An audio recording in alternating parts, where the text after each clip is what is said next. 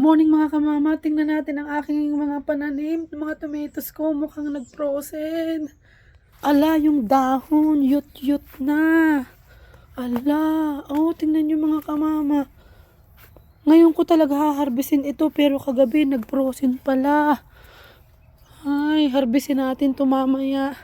Buti na lang natakipang ko to. Grabe, nag-frozen nga. Sana hindi naman masira. Ayun. So mga kamama, harbisin natin mamaya yan. Hihintayin ko lang si kapapa natin. Dahil nag-part-time. Nagputol lang mga puno. So hintayin natin si kapapa. Natin yung kalubasa. So okay lang yung kalubasa kasi nga matigas yung balat. So ayan, talagang kailangan ng maharbes. Tuyong-tuyo na yung mga dahon. Tingnan natin yung sili ko dito. Frozen siya.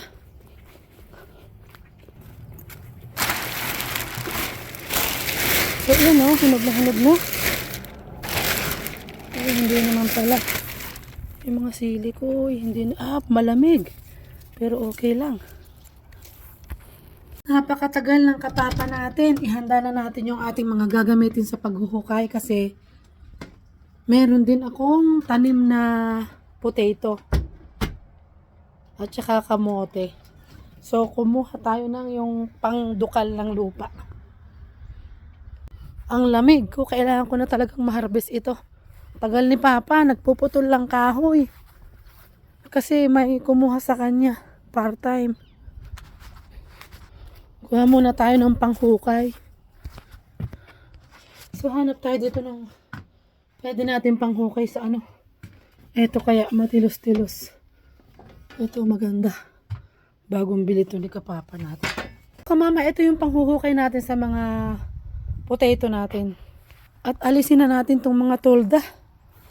Habang wala si kapapa natin, magsimula na tayo.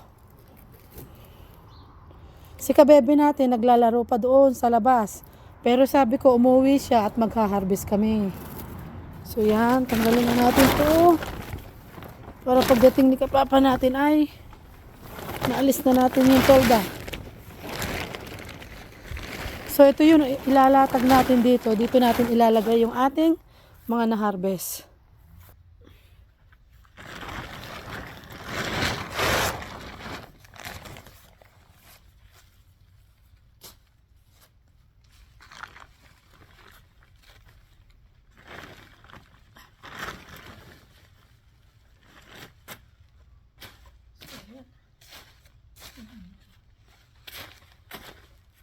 So yun, doon natin ilalagay yung ating maha-harvest na mga tomatoes.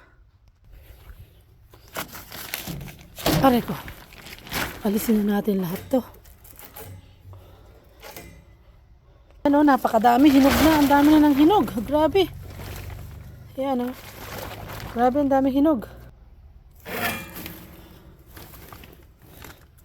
Mga tinali-tali lang namin. Para hindi ginawin yung ating mga tomato.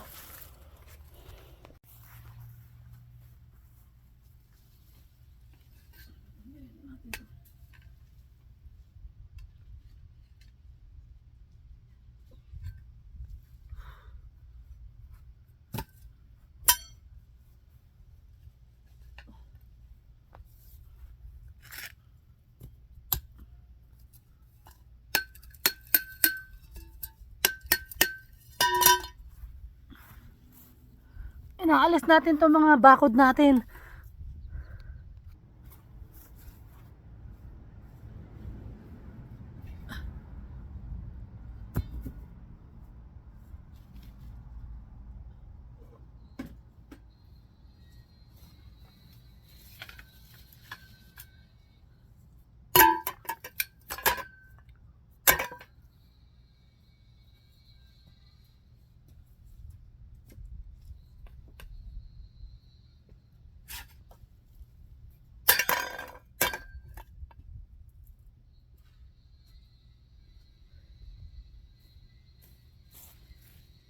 Mama, kuha tayo ng gloves, napakalamig.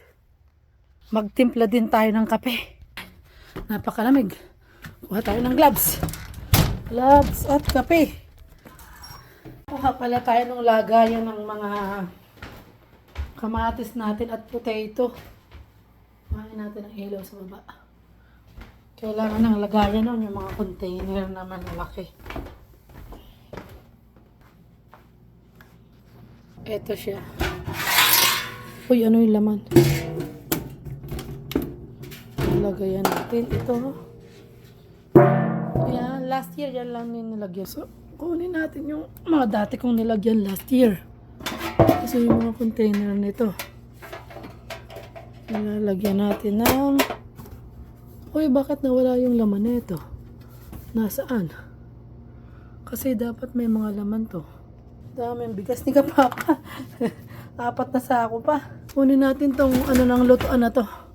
Malaki-laki. Sorry ko, malalagyan natin ng kamatis. Saan pa yung isa? Ba't wala dito? Kulang yan. Hindi ito pero ayan na lang tayo maghanap ng box pag dumating na si Kapapa natin. Ito lang muna igagayak ko. Aray ko. Ito lang muna nagayak natin. Nawawala pa yung isa. Ilagay natin sa labas. Ito sa may table. Para ito yung lalagyan natin mamaya. Pag muna tayo dito sa trampoline mga kamama habang hinihintay natin si Kapapa at si Kabebe. Wala akong katulong mag-harvest kaya kailangan kong hintayin. So magkape muna tayo sa malamig na panahon. Magkape tayo. Ayan mga kamama, mag-harvest na tayo ng tomatoes, potato at saka ano natin at kalubasa. So inalis ko na yung mga tukod niya, yung mga ano natin tinusok-tusok dyan. At kumuha na din tayo ng gamit para sa paghuhukay. At yun, na-ready na natin yun habang hinihintay natin si Kapapa.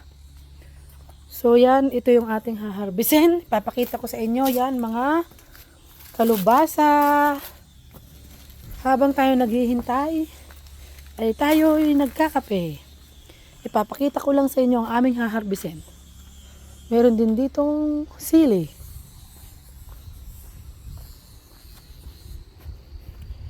So yan, hinog na oh. Hinog na. Yan, hinog na. May mga sili din tayo dyan. Harbisin natin mamaya. Hinog na po ang ating mga kamatis. Marami na naman pong mga kikinabang nito. Bibigyan ko po yung aking mga ka-friend dito. Yan, kalbasa na yan.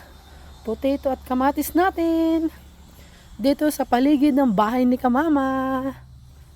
So yun, habang tayo naghihintay, kunin uli natin ang kape.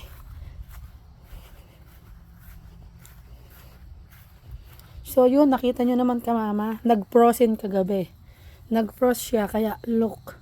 As you can see, yung mga dahon niya ay lantotay. Kasi nga, nag-frozen kagabi. So, kailangan na yung ma-harvest. At nako, baka hindi mapakinabangan. So, bago ang lahat, magkape tayo, mga kamama. Habang naghihintay tayo kay Kabebe at kay Kapapa. So, yun mga kamama. Hanggang dito na lang muna yung aking preparation sa aking gagamitin sa aking mga pag-harvest. At hindi ko alam kung anong oras darating yung dalawa. So yun, thank you for watching.